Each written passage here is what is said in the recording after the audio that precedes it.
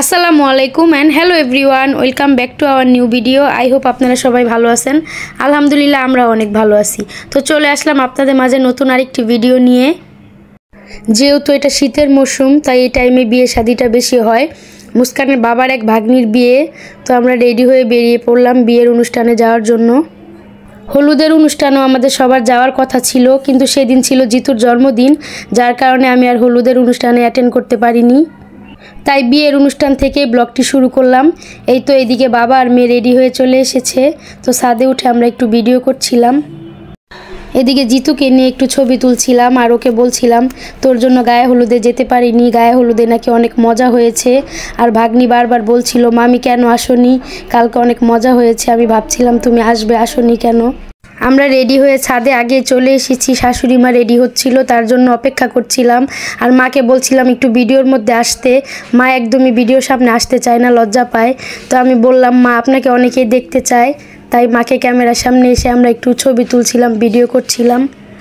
আমার শাশুড়ি মায়ের সাথে আমার বন্ডিং খুবই ভালো। মা আমাকে খুবই ভালোবাসে, তার মেয়েকে যেমন ভালোবাসে আমাকেও তেমন ভালোবাসে। আর আমিও মাকে কখনো অন্য চোখে দেখি না। আমার মাকে যেমন ভালোবাসি মাকেও আমি তেমনি ভালোবাসি। আমাদের সম্পর্ক খুবই ভালো।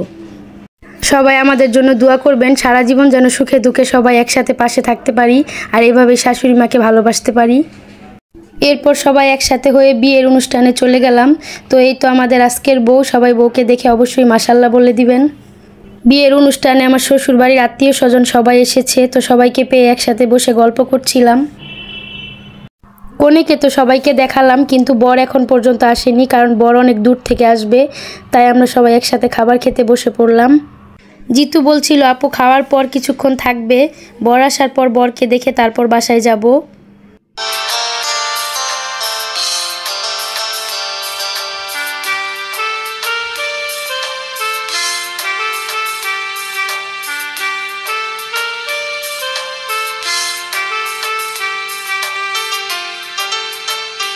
আজকে এই অনুষ্ঠানের যে বাবুর্চি ছিলেন সেই আঙ্কেল আমাদের বিয়ের সময় রান্না করেছে। তো আঙ্কেলের সঙ্গে আজকে দেখা হয়েছে। আঙ্কেল বলছিল মামুনি রান্না কেমন হয়েছে। তো বলছিলাম জি আঙ্কেল রান্না খুবই মজা হয়েছে। আঙ্কেল আব্বুর কথাও জিজ্ঞেস করছিল, বলছিলাম আব্বু আম্মু আসেনি, কারণ আব্বুর শরীরটা একটু ভালো না, তাই আব্বু আসতে পারেনি। আব্বুকেও দাওয়াত করা হয়েছিল। খাওয়া দাওয়া শেষ করে বরের জন্য অনেকক্ষণ অপেক্ষা করলাম, কিন্তু সবাই বলছিল বর আসতে নাকি রাত হবে। তাই আর ভালো লাগছিল না, সবার সঙ্গে দেখা করে কথা বলে বাসায় চলে আসলাম। এদিকে বাসায় এসে দেখছি আমার জেঠি শাশুড়ি এসেছে। জেঠি বলছিল তোমরা কখন আসলে, জেঠিকেও দাওয়াত করা হয়েছিল। জেঠির আগেই চলে এসেছে খাওয়া দাওয়া করে। বিয়ে বাড়ি থেকে আসার পর আমি মুস্কান একটু ঘরে রেস্ট নিচ্ছিলাম। এদিকে মুস্কানের বাবা তার মা আর জেঠিকে নিয়ে ছাদে একটু ভিডিও করছিল, সেই ক্লিপটাই আমি অ্যাড করে দিয়েছি।